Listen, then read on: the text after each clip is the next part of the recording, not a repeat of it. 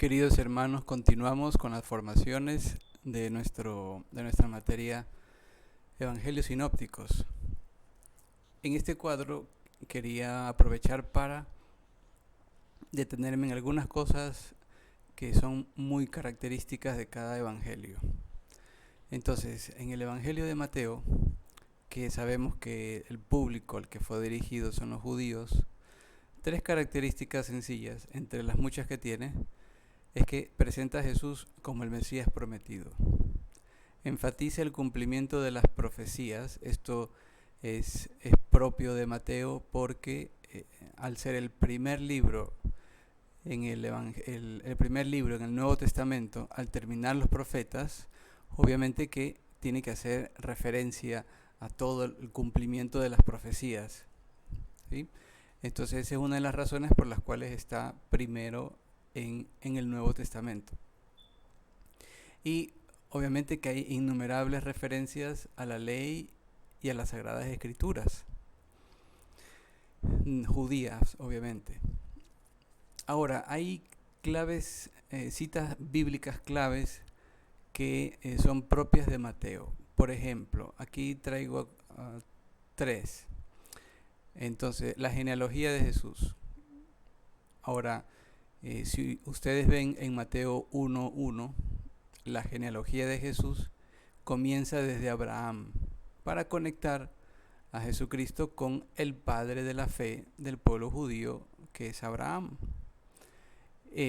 Cosa que no va a aparecer en el Evangelio de San Lucas, como vamos a ver, cuya genealogía conecta con Adán, porque el propósito y el enfoque es distinto. Ahora, la genealogía de Jesús, el cumplimiento de las profecías, como hemos dicho, Mateo es especialista en este sentido, de decir, y esto se realizó para que se cumpliera lo que dijeron los profetas, para que se cumplieran lo que decían las escrituras, etcétera, etcétera. Y obviamente las enseñanzas sobre la ley, Mateo 5:17, no he venido para abrogar la ley, sino para cumplirla. Y siempre está manifestando las leyes y los preceptos que rigen el pueblo de Israel. Son aproximadamente 613 los preceptos que cualquier judío norma su vida. Entonces, Jesucristo viene a dar cumplimiento, pero obviamente que los 600 preceptos quizá aturden. Entonces el Señor tiene que dar plenitud y decir, a ver, ¿cuál es el primero? ¿Cuál es el segundo? ¿Cuál es lo más importante? ¿Verdad?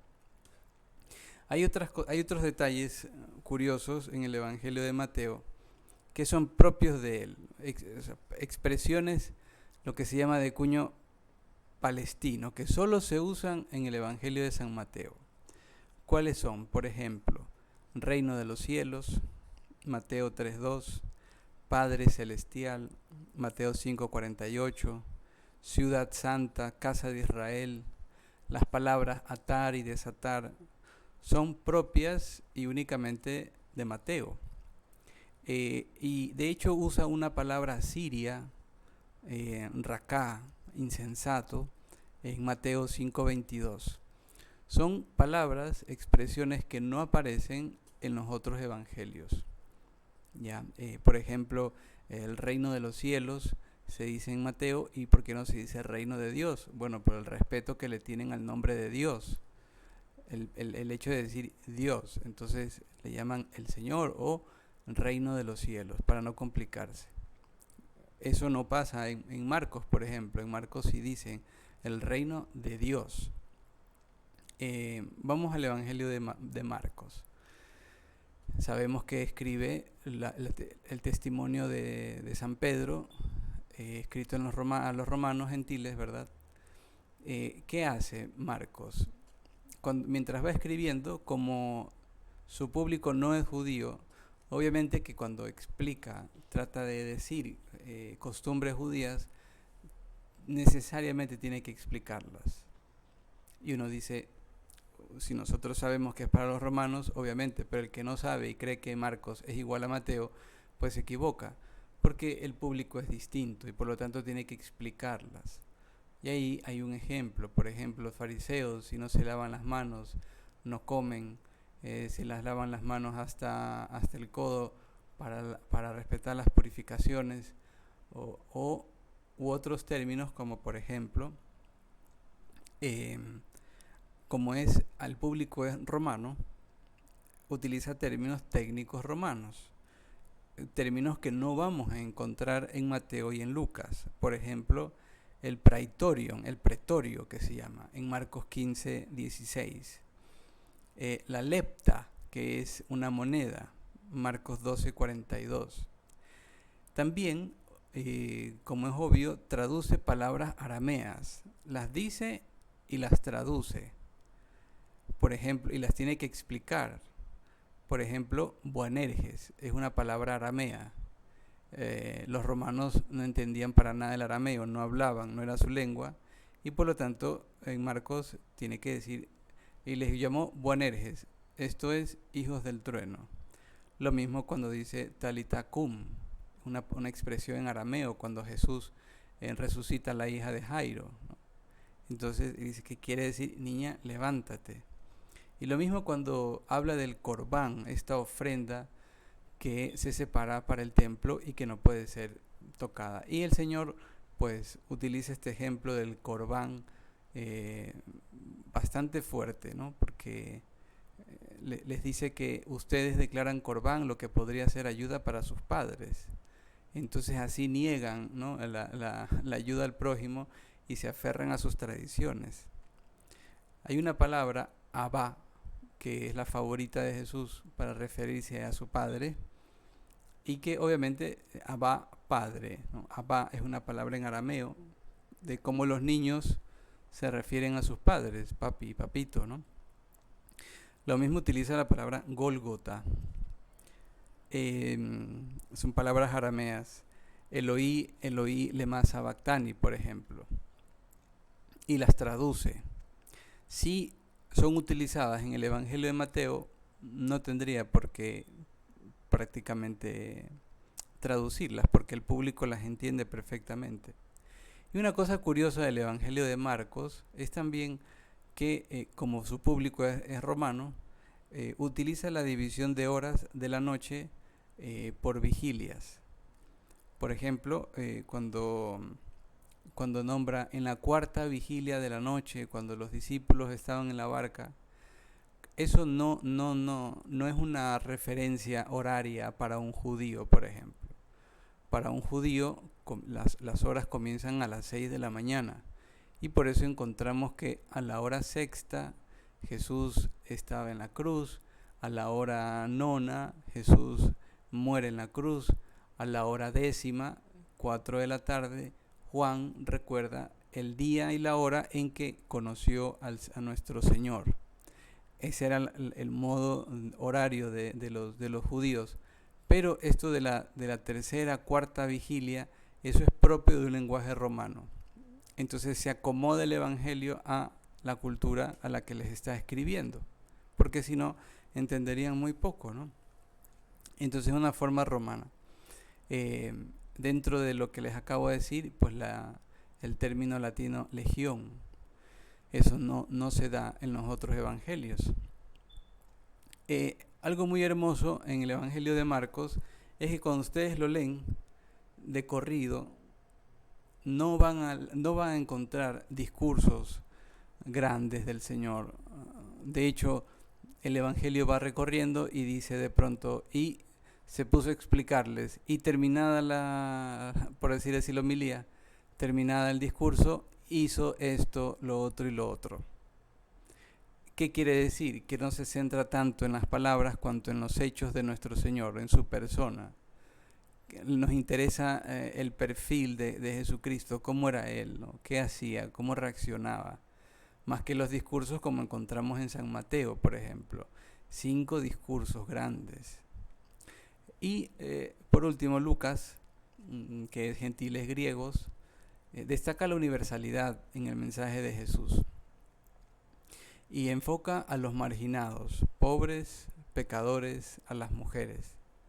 Lo que decíamos de la genealogía, a diferencia de Mateo, la conecta con Adán, qué? Porque Adán es padre de toda la humanidad.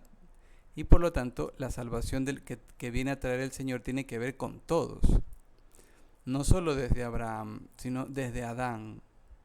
Engloba a todos. Universaliza el mensaje del Señor. A pesar de que Él ya había dicho, obviamente, antes de ascender, que vayan por todo el mundo y prediquen el Evangelio.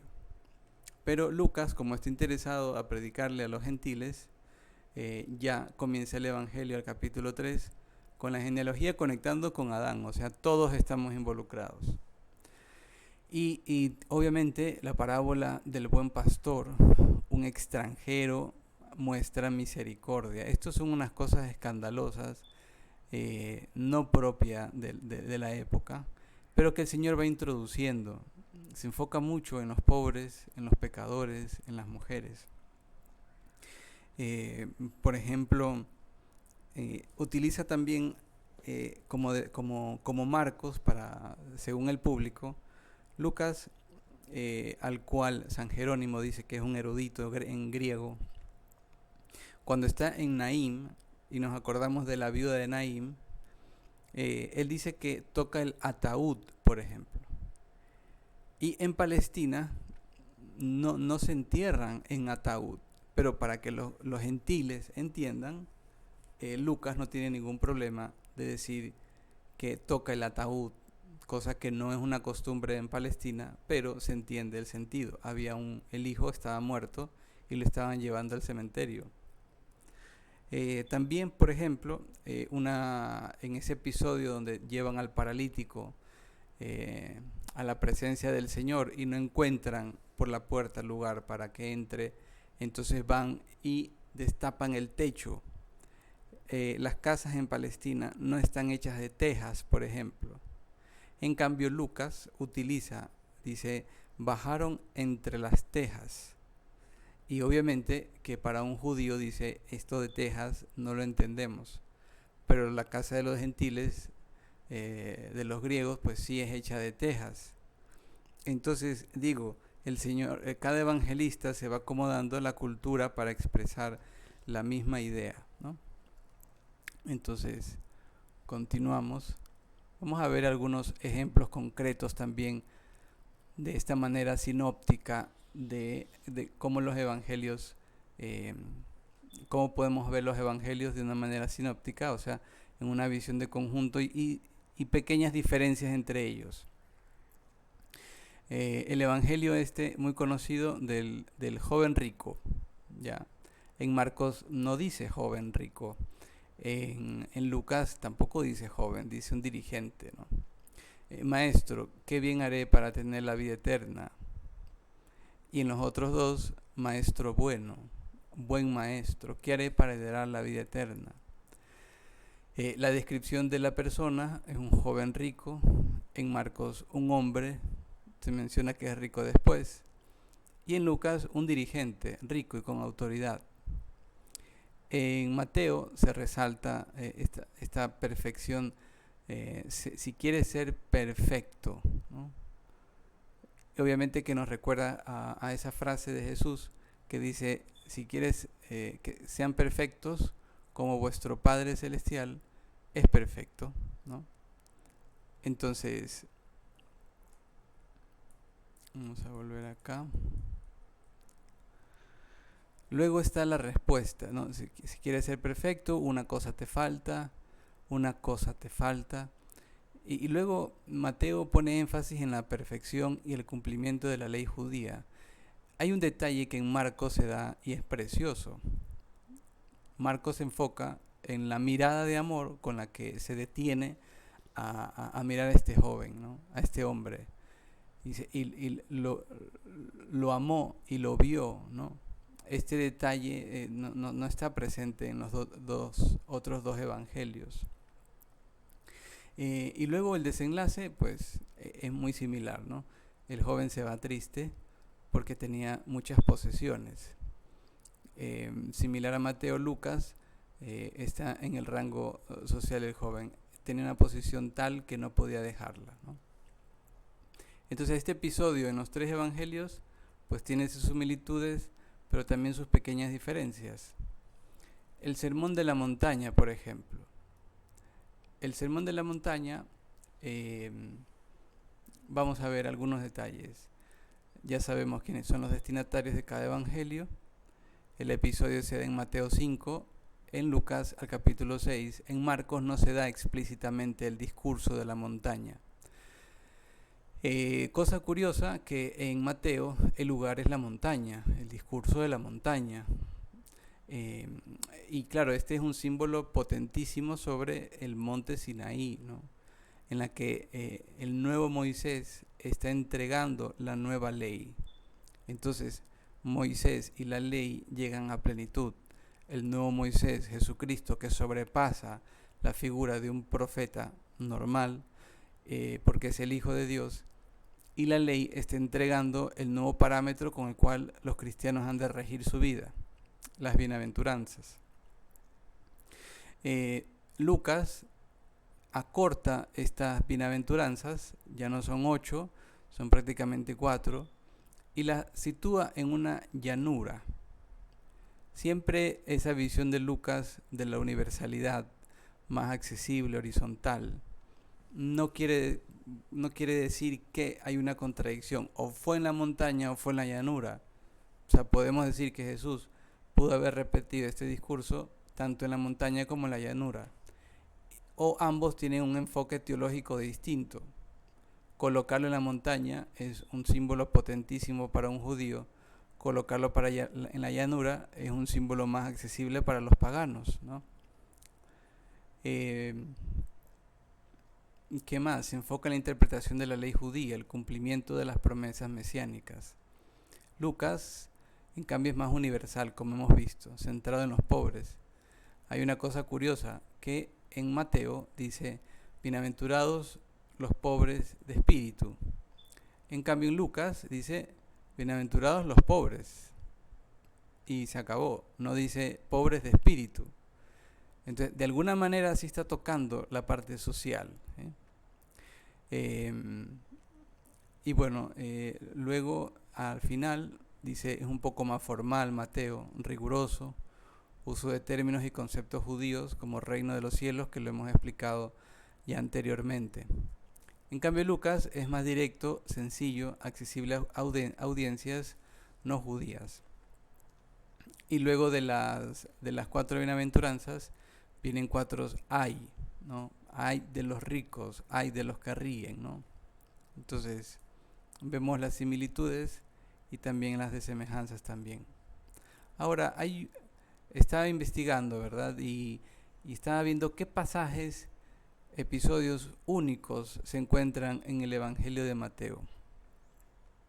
Ahora, en Mateo sabemos, cuando uno coge el Evangelio, que San José es protagonista en la infancia del Señor, un protagonista.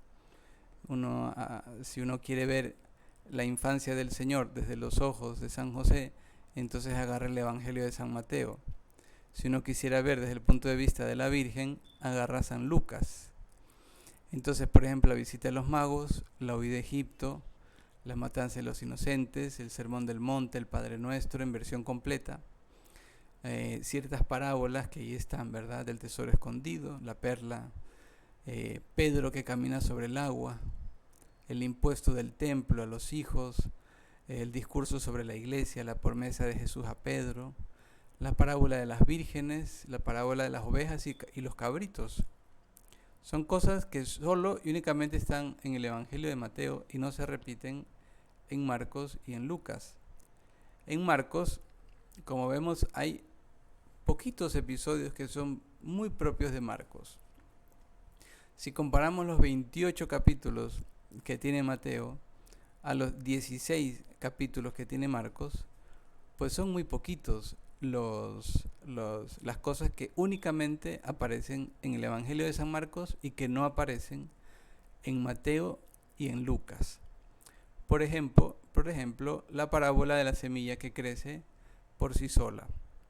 El hombre que huye desnudo en San Marcos, cuando lo van a prender a Jesús.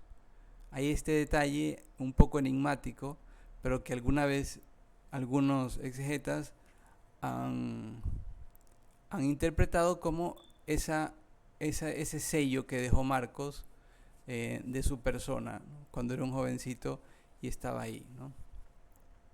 Jesús sana a un hombre sordo y tartamudo, al capítulo 7. Jesús sana al ciego de Betsaida, la enseñanza sobre el ayuno. La familia de Jesús lo considera loco. No, son detalles que únicamente se encuentran en el Evangelio de San Marcos. En cambio, en el Evangelio de Lucas, sí, Mateo tiene 28 capítulos, Marcos tiene 16, Lucas tiene 24. Y miren la cantidad de cosas que solo se encuentran en el Evangelio de Lucas y que no se repiten en el Evangelio de Marcos y en el Evangelio de Mateo. Sobre todo está el nacimiento de Juan Bautista, la anunciación, la visita, la parte de la infancia importantísima. Y luego esto que decía de que se centra especialmente en los marginados, en los pecadores, en la compasión, la misericordia, el perdón, en la oración de Jesús.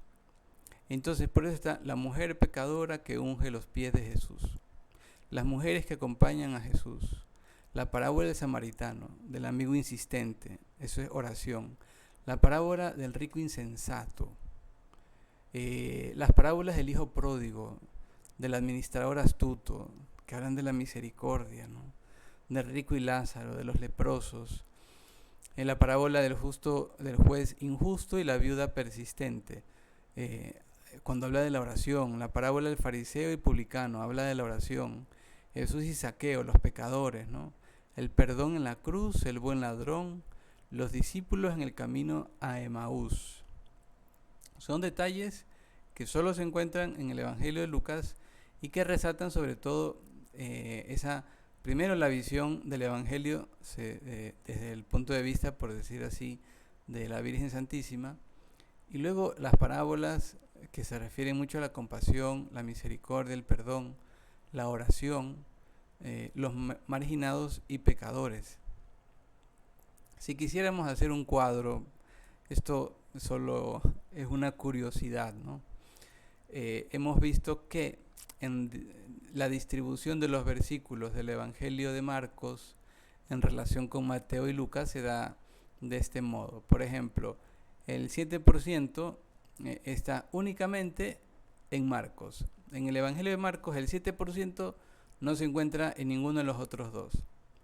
De ahí Marcos comparte con Mateo y Lucas más del 60%. Paralelo con Mateo, Mateo recoge el 21% en común con San Marcos. Solo en Mateo el 21,9%. Paralelo solo en Lucas toma el 9,1%. Entonces, en común, Mateo y Marcos, el 21% de todo el Evangelio. En Marcos y Lucas, casi el 10% comparten de todo el Evangelio. Solo en Mateo aparece el 7%, ¿no? Sin paralelo con Marcos ni Mateo. Es solo un dato curioso, no tienen que aprenderse estas cosas. Y aquí simplemente se va a explicar lo que el diagrama estaba queriendo decir. Muestra la distribución de los versículos del Evangelio de Marcos en relación con los Evangelios de Mateo y Lucas. Los datos están divididos así, ¿no? Casi que en paralelo, Mateo y Lucas comparten 406 versículos en común. El paralelo solo con Mateo comparten 145 versículos. Con Lucas 60 versículos. Y 51 versículos que únicamente están en Marcos, de lo que hemos visto anteriormente, y son exclusivos de él. Entonces vemos cómo de alguna manera un evangelio puede estar tomando del otro evangelio para ampliar la información, ¿sí? Esto está en las teorías, ¿verdad? Que Marcos, como es el más antiguo, Mateo haya tomado un poco de la estructura de Marcos para expandir y ponerle más contenido, ¿no? Y más fuerza al mensaje. Me voy a quedar hasta aquí En la siguiente clase vamos a ver la estructura de los evangelios sinópticos, ¿sí? Los espero en la siguiente clase. Que Dios los bendiga.